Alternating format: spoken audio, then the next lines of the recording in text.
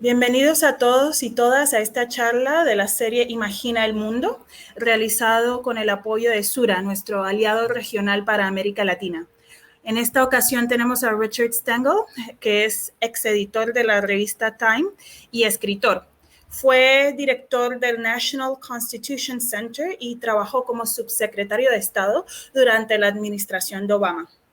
Nos ha presentado en su charla previa su libro Guerras de la información, su más reciente ensayo, y esta vez vamos a responder algunas de las preguntas que nos han llegado a través de nuestras redes sociales y nuestra plataforma. Thank you, Richard, for this conversation. So now let us begin. First of all, we have a question from Mario Fernando Montes de Oca Herrerías from Mexico. And he asks, which do you think is the best path to fight all the sources of disinformation that currently exist? What I think is the best way to fight all the different paths and sources of disinformation that exist? That's a very big question, and I wish I knew the answer to it. Disinformation is a very, very complex problem, and I think, as I've mentioned before, disinformation is the deliberate use of false information to deceive people, whereas misinformation is just information that's wrong. It may be wrong deliberately or may be wrong accidentally.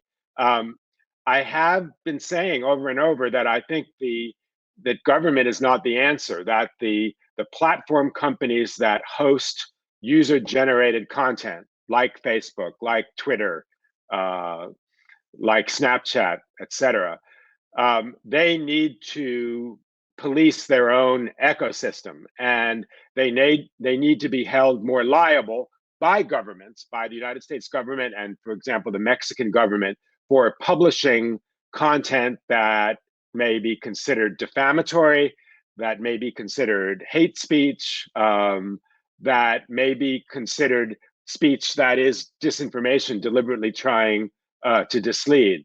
But it's very complicated because it's not easy to necessarily see disinformation. It doesn't come underlined in yellow. So it's a complex, multi-level problem that doesn't have one solution, even though I've just mentioned one.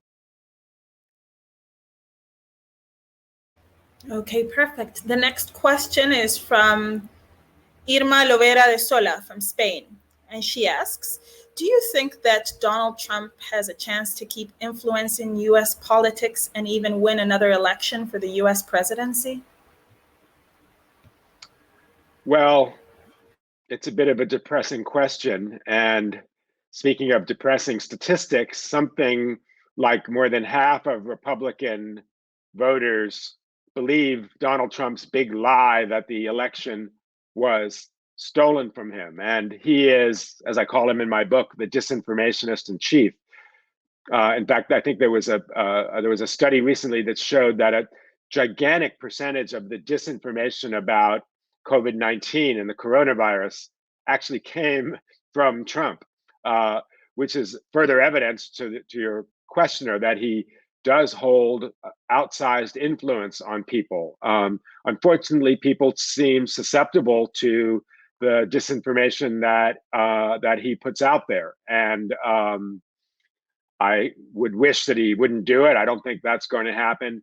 I think the platform companies are trying to do what they can. Facebook announced last week that he would remain off their platform for another 2 years, and then only then would they decide whether or not to put him back on. But his influence is broad and big enough that even keeping him off social media doesn't diminish it or eliminate it completely.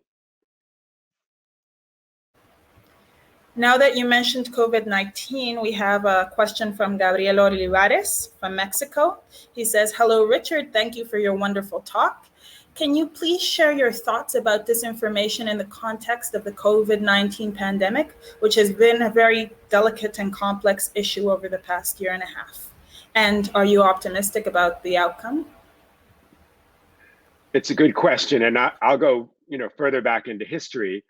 Times of disease, of plague, throughout human history have been times that disinformation has flourished.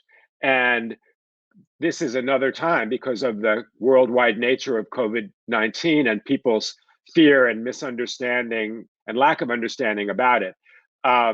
It's also complicated by the fact that there are now state actors like China that have been very active in promoting their own narrative around the disease. Countries like Russia who've always been active in disinformation, putting out their narrative about the disease.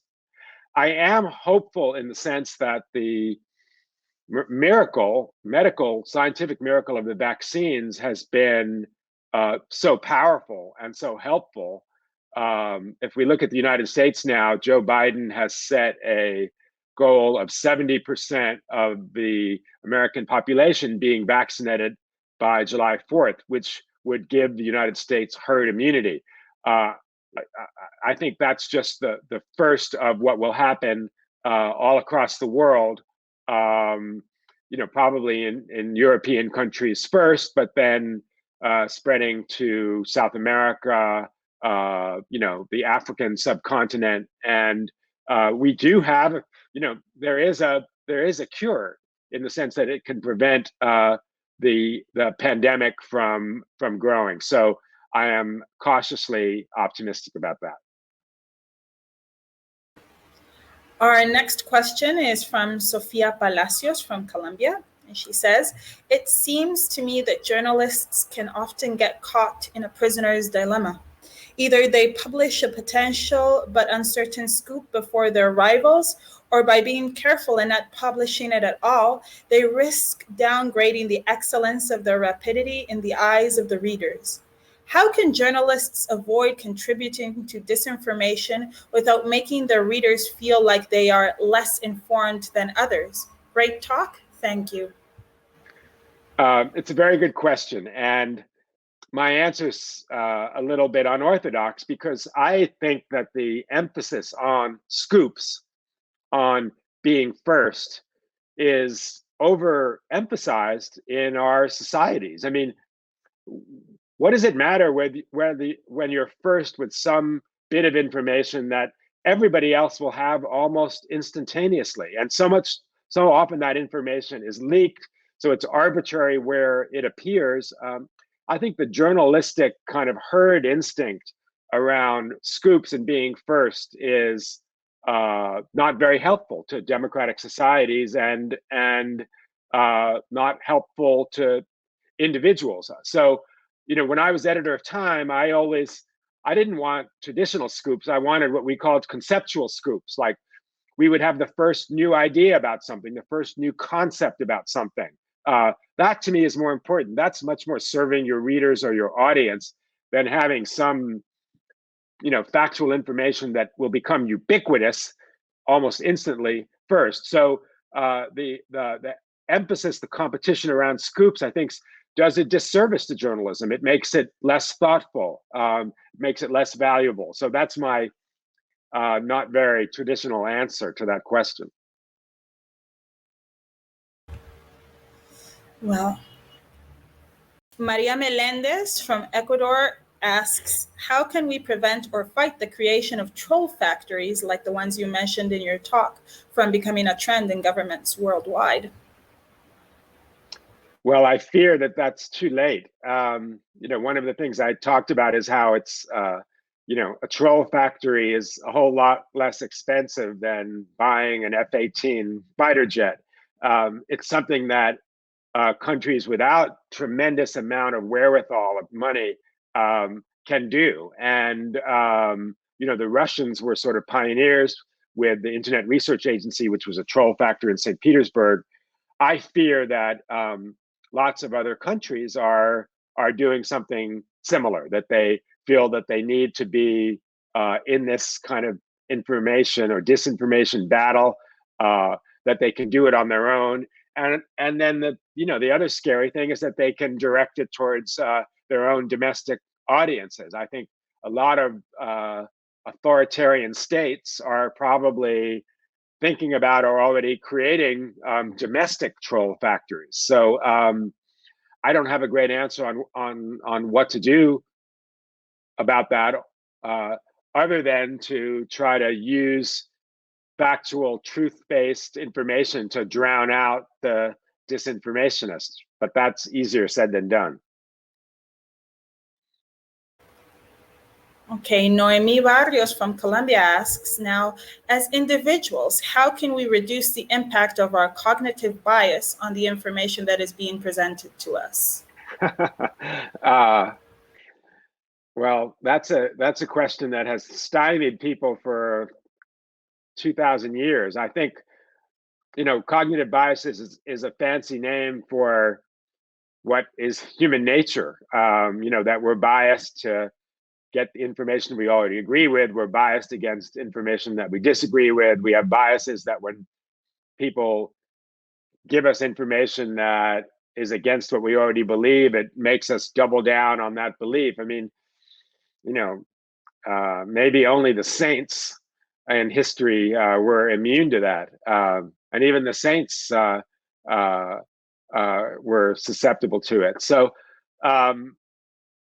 I think, part of it is being aware of it. And I've always cited the great Daniel Kahneman, who said that, you can't trust what your brain tells you that you know. And I think being able to separate yourself sometimes from your own instincts, your own feelings, and try to analyze them and say, well, is that really true? Or shouldn't I be open to this information? Again, not every human being does that. But I wish we did, because we have to be skeptical about the information that we get. We have to look at its provenance, at its origin. We have to look at how it complies with what we already know or already think we know. So we shouldn't just be easy receptacles of information. There should be friction between the information that's given to us and what we accept as facts and truth.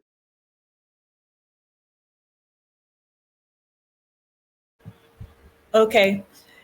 What is the biggest challenge you encountered when creating the Global Engagement Center? Well, the biggest challenge is, again, and I came to this slowly, that government is often the worst messenger for the message they want to get out there, particularly if that message is to go against people that are creating disinformation. People don't trust governments, and they often don't trust their own government. And so this idea that government should be in the countering disinformation business, which a lot of people accepted in the beginning, I came to no longer accept, and I think people in government did too. So the Global Engagement Center became more of a monitoring group of an agency, that it monitored disinformation, it monitored misinformation, it found the sources of it. It didn't attempt to counter it, and I think in the end that's a good thing. And I as I come back to what I said earlier, I think that is the job of the private sector much more than governments, because governments are often not trusted by the people that they're trying to persuade, which is sometimes sad. Okay, how can we continue producing and consuming in-depth journalism in the era of social media, especially when so many people consume their news from their Twitter feed? That's a question from Esteban Gonzalez Lopez. Yes, it's a good question. It's something I've thought about. I mean, one of the paradoxes of the era of social media is that long-form journalism, in many cases and places, is doing better than it ever has before. So there's an appetite for the instant, but then there's an appetite also for in-depth, investigative, well-written journalism. The sites that deal with that are doing better. Sales of books that are long-form journalism are doing well. So I think it works both ways. I'm a fan of Twitter. I think journalists have to have a lot of arrows in their quiver. That is, they have to be able to do short form and instant form, and also be able to do long form. They need to do audio. They need to do video. I think, again, counter to what a lot of people think, this is an era of great journalism. There's great journalism being created now in all different forms and ways than we've ever had before, using those new tools: video, audio, social media. So I think the appetite for something good and small gives you an appetite for something good and big. And so I'm, again, cautiously optimistic about that. The sad thing is that sometimes this good journalism doesn't reach the people that really need persuading. I'm not sure how to solve that problem. The next question, our final question, is from Marta Rocio Jimenez from Colombia, and she says, in Latin America, we have overall lower levels of education that contribute to the proliferation of disinformation and corrupt governments that benefit from a misinformed population. What do you think about the situation in Latin America? Is there a light at the end of the tunnel? There's a famous American poet who said that the light at the end of the tunnel is the train. I don't mean to be pessimistic. I just thought I would say that and hopefully get a couple of laughs. But I think I accept the premise of the question, and I think the combination of a not well-educated public and an authoritarian government's use of social media and disinformation is a very dangerous existential threat to democracy and freedom and the well-being of people's lives. And unfortunately, there's no short-term solution. I mean, educating country's population takes generations. Allowing people to vote and decide on their own leaders is the very basis of democracy, which I think will also help dissipate disinformation. But and while I'm not pessimistic, I think there are real challenges in Latin America that the questioner mentioned. And thank you. I mean, this has been a fantastic experience participating in the Hay Festival. Questions have been great. You all have been great. So I just wanted to say thank you. Well, thank you very much, Richard. And do you have a final message for our audience as we close this interview? Just that, I mean, I'm encouraged by the questions, by the passion that people have about this subject. That how do we try to purge or lessen the amount of disinformation in the public sphere on these new platforms that have become the place that we all debate and create and exchange content. So, to me, that's the beginning of a solution, that people want to get rid of this kind of content. But as I said from the beginning, it's, disinformation has been around since information started, and it will always be with us. Let's just hope that it won't be so much with us in the future. So thank you. Thank you very much, Richard, for this wonderful Q&A session. And thank you for all our listeners. Goodbye. Goodbye. Thank you.